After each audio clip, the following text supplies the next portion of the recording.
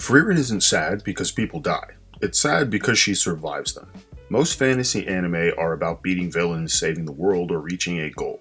Frieren is about consequences after the goal is already achieved. Every conversation, every smile, every step she takes is a reminder of what she can't hold on to. And that makes the story quietly devastating. It isn't flashy, it isn't loud, it's subtle, and that subtlety is what makes it unforgettable. Frieren Beyond Journey's End doesn't hit harder because of fights or epic magic. It hits harder because of the moments she misses, the people she loses, and the years that slip by unnoticed. By the end of this video, you'll understand that it's not the battles or villains that make Frieren heavy, it's time itself. And if you ever felt life passing faster than you expected, this story will feel painfully familiar. Almost every fantasy anime ends with victory. The villain is defeated, the world celebrates, and the credits roll.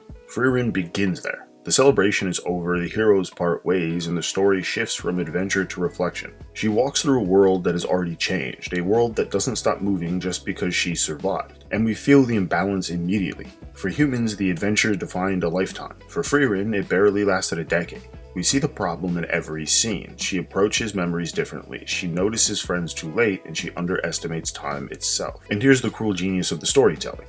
The weight of every scene isn't built from tragedy, it's built from ordinary moments she didn't cherish. Even the calmest conversations carry melancholy. By starting at the end, Frieren forces us to live the emptiness she feels. That's why you'll find yourself pausing between episodes, thinking about time the same way she does. Frieren doesn't have a villain to defeat. No ticking clock, no immediate danger, time itself becomes the enemy. She watches friends age gradually, decades pass in silence, moments fade before she even realizes their significance. Every smile she missed, every conversation she took for granted, all of it accumulates. And only after they are gone does she understand what truly mattered. It's not dramatized, it doesn't scream tragedy, it's quiet, persistent, and unavoidable. That's what makes her story relatable, because life often works the same way. We all let moments slip by thinking we'll have time later. Frieren reminds us that later is never guaranteed. Her regret is not sudden. It's the kind that lingers for years. It's cumulative. It's unavoidable. This isn't a villain to fight. This isn't a battle to win. It's a human condition seen through an immortal lens. In most fantasy anime, magic exists for conflict. Bigger attacks, higher stakes, more dramatic fights. Frieren rejects that philosophy entirely. She studies spells that seem trivial or almost useless entirely. Cleaning spells, flower-growing spells, and minor enchantments. At first it seems wasteful, but each spell preserves a memory. Each spell connects to someone who once mattered.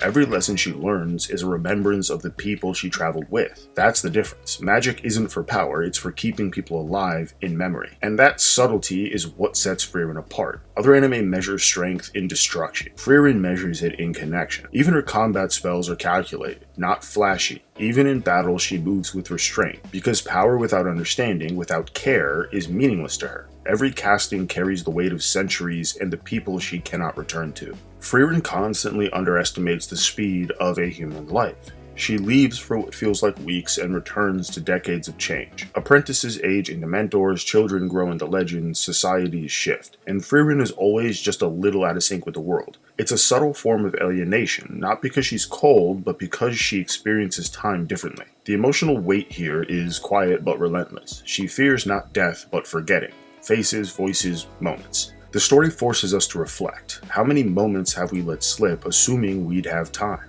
That's why the anime resonates differently as you grow older. You notice things Frieren misses. You feel her regret in a way younger audiences might not be able to relate to. Even her battles feel different from other fantasy anime. There's no panic, no improvisation, no desperate struggle. She's already lived through comparable fights. What we see is inevitability. Fights aren't about proving strength, they're about resolving unfinished business. They're about showing restraint. She's not overpowered to impress us. She's overpowered because centuries of experience built her that way.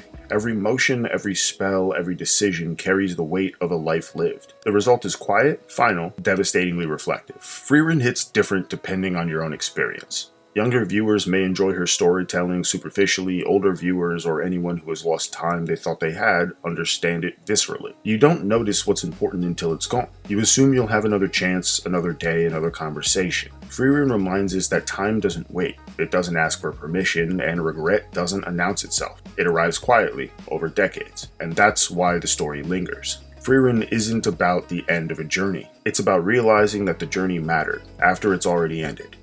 Hope you enjoyed. Let me know in the comments what moment in Frieren has hit you the hardest so far. I hope you're enjoying season 2, and with that, I will see you next time.